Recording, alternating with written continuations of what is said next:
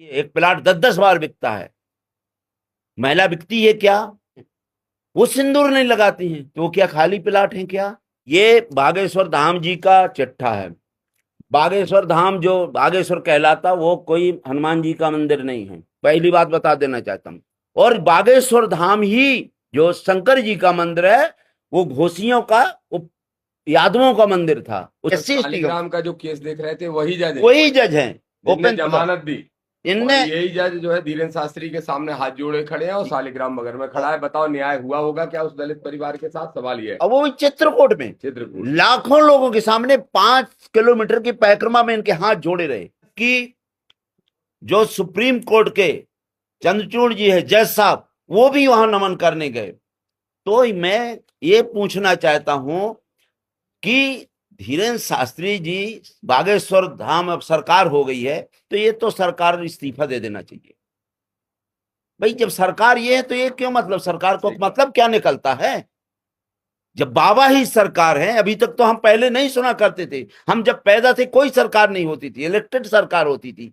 आश्रम हुआ करते थे बाबाओं के, हम लोग ढूंढने जाया करते थे कि कहाँ है महाराज, उनके पैर पड़ने, उनको खाना, वो खाना वाना नहीं लेते थे।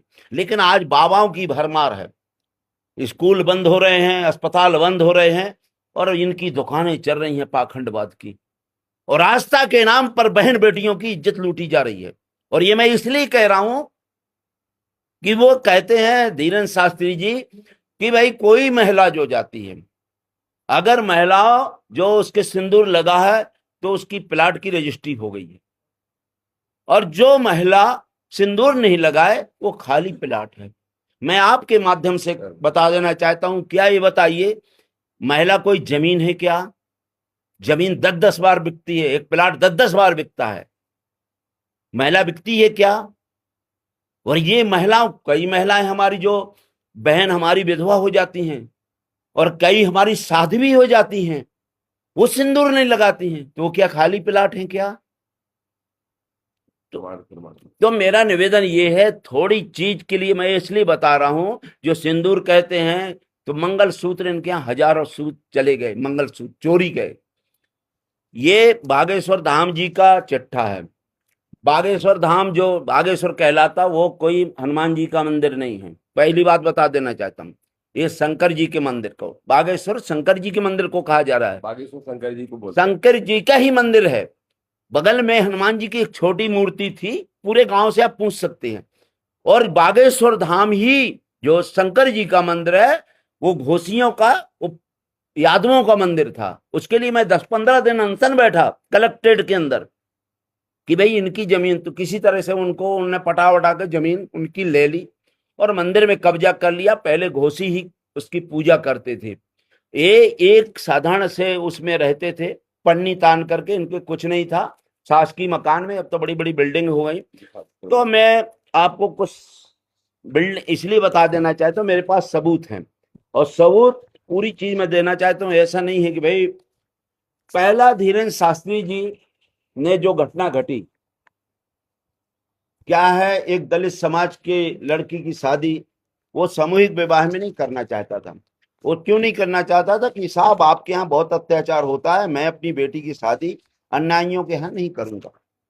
जब उसने ये कहा तो धीरेन्द्र शास्त्री के भाई शालिग्राम जी ने, जहां उनकी शादी हो रही थी वहां उनके बर्तन फोड़े यार, आपकी कुर्सियां तोड़ी, खाना फेंक दिया, मारपीट किया और कट्टा चलाया।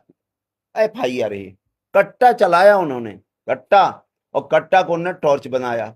अब जब कट्टा चला दिया तो आप ये मानिए 11 तारीख की घटना है, 20 फरवरी को 9 दिन बाद प्रकरण कायम हुआ। इसके बाद उसका 4 महीने बाद आरोप पत्र जारी हुए, मतलब आरोपी के नाम बताए गए, और इस तरह से 1 साल के अंदर उन्होंने पूरा कर दिया। क्यों कर दिया? कि ये विशेष न्यायाधीश है उपेंद्र प्रताप सिंह जी, ये विशेष न्यायाधीश जी हैं जो ये हाथ जोड़े खड़े हुए हैं। कहाँ? चित्रकूट में। ये चित्रकूट में हाथ जोड़े खड़े हुए हैं और उसी वीडियो में शालिग्राम जी हैं। जब जज ही जो SC ST के जज हैं, किसी के नहीं, SC ST शालिग्राम का जो केस देख रहे थे वही जज हैं, जिन्होंने जमानत दी। इनने यही जज जो है धीरेन्द्र शास्त्री के सामने हाथ जोड़े खड़े हैं और शालिग्राम नगर में खड़ा है। बताओ न्याय हुआ होगा क्या उस दलित परिवार के साथ? सवाल ये है। अब वो भी चित्रकूट में चित्रकूट लाखों लोगों के सामने 5 किलोमीटर की परिक्रमा में इनके हाथ जोड़े रहे। ये देखिए, अब इनसे क्या है, इसलिए न्याय मैं कह रहा हूं, न्याय एक मकड़ी का जाल है जिसमें कीड़े मकूड़े फंसते हैं, बड़े जानवर नहीं फंसते। इसलिए धीरेन्द्र शास्त्री का फैसला नामुमकिन है और न उसके भाई का, क्योंकि अब जमीनों की अब जमीनों की ये, क्योंकि इनका प्रकरण तत्काल समाप्त हो गया। 8 माह के अंदर गए जमानत के लिए, ऐसे गए जैसे बुंदेलखंड में दूल्हा जाता है और दूल्हा गया टीका कराया अपने घर आ गया। ऐसी जमानत 2 मिनट के अंदर कर दी। अब धीरेन्द्र शास्त्री जी का हम आपके चिट्ठा खोल रहे हैं जो इनकी जमीनें हैं।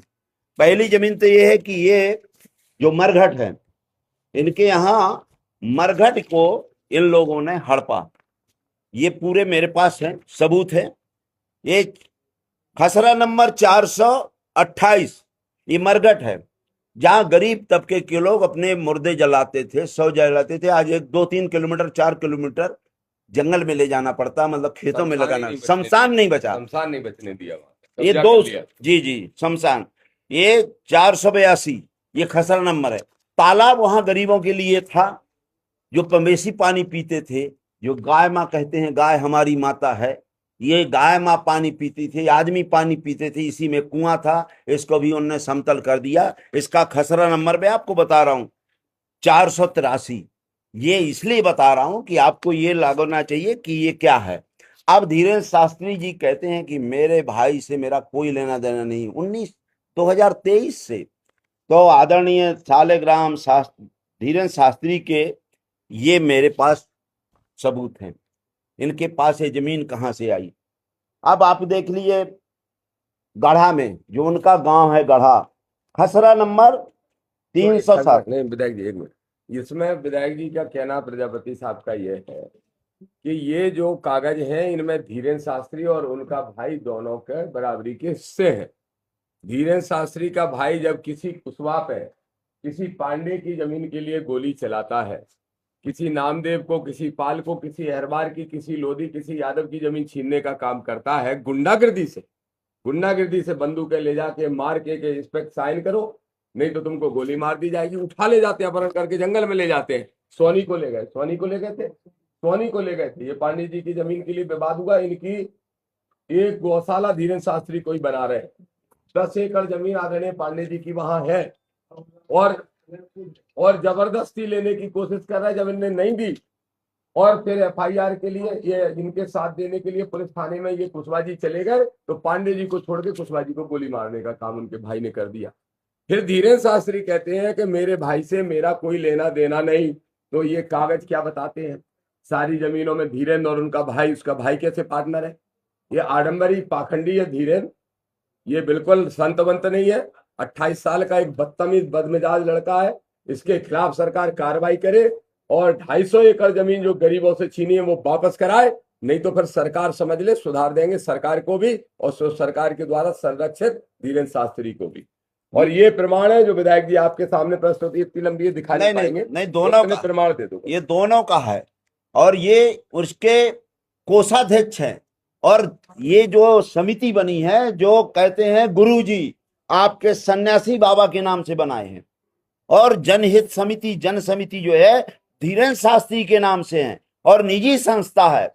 निजी संस्था में मैं इसलिए कह रहा हूं, जो आपने 500 कहा तो 400-500 एकड़ तो ये ही है खसरा नंबर एक जगह, और वो भी SC ST की जमीनें जो गवर्नमेंट ने 1998 में दी थी।